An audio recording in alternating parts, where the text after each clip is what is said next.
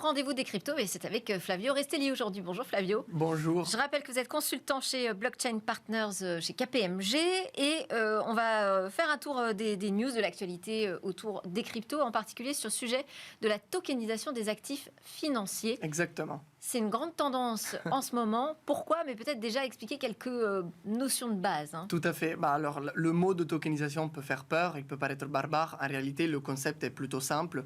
Quand on parle de tokenisation ou gétonisation en français, on parle de représenter des actifs sur blockchain.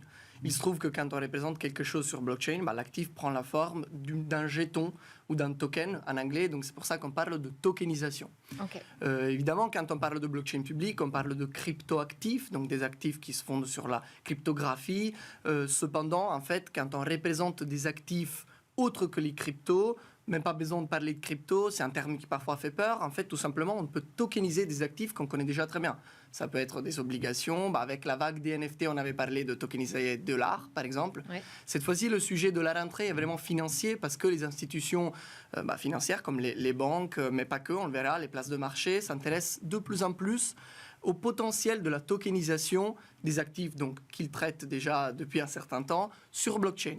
Alors, par exemple, qu'est-ce qu'on a comme actualité intéressante dans ce domaine? L'actualité, elle est très vaste. Il y a par exemple la banque suisse UBS qui a tokenisé donc des parts de Money Market Fund, donc un titre déjà plutôt connu et qui est presque équivalent à du cash, pour voir éventuellement si on peut le distribuer de manière plus rapide, plus efficace, avec moins d'intermédiaires, avec moins de coûts. C'est un sujet qui intéresse, on le disait, donc, des nombreuses banques. Cependant, pour pouvoir accéder au potentiel de la tokenisation, forcément, on a besoin de certaines briques technologiques. C'est pourquoi les institutions financières font le choix de partenariats avec des fournisseurs de technologies.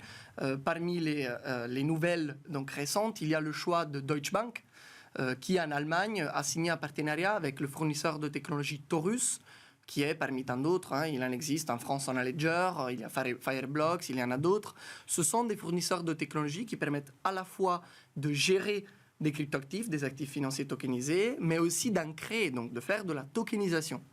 Donc c'est le choix que Deutsche Bank a fait. Et de l'autre côté, en fait, ce qu'on observe, c'est que toutes les institutions financières sur la chaîne de valeur s'intéressent à ce sujet, non pas seulement les banques. Et donc, par exemple, le London Stock Exchange, donc la place financière de Londres, a également annoncé de travailler à la construction d'une place de marché, cette fois-ci sur blockchain, pour pouvoir permettre d'échanger ces titres tokenisés. Donc, non seulement on va les créer, mais évidemment, après, il va falloir les acheter, les échanger, etc. Bon, il y a un autre sujet sur lequel il va falloir nous faire un peu de pédagogie, ce sont les ETF Bitcoin. Effectivement, l'autre grand sujet de la rentrée, plus côté crypto, cette fois-ci, ce sont les ETF. Alors, là aussi, ETF, c'est un terme qui est déjà plutôt connu, donc Exchange Traded Fund, c'est un produit financier échangé en bourse, coté, qui permet d'accéder indirectement à un actif sous-jacent. Donc dans le cas de Bitcoin, par exemple, acheter un ETF en bourse, Euronext, la bourse de Paris, offre déjà des ETP, donc des Exchange Traded Products, c'est pratiquement la même chose.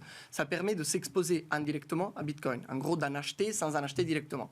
La grande nouvelle de la rentrée, c'est qu'apparemment, on est très très proche de voir finalement la validation de ce même produit qui existe déjà chez nous, mais qui chez nous a un marché encore limité, aux États-Unis. Pourquoi c'est important ? C'est important parce que si jamais cela arrivera, il se peut qu'un nouveau marché haussier soit enclenché par cette dynamique, sachant qu'aux États-Unis, il y a beaucoup de demandes pour ce type de produit.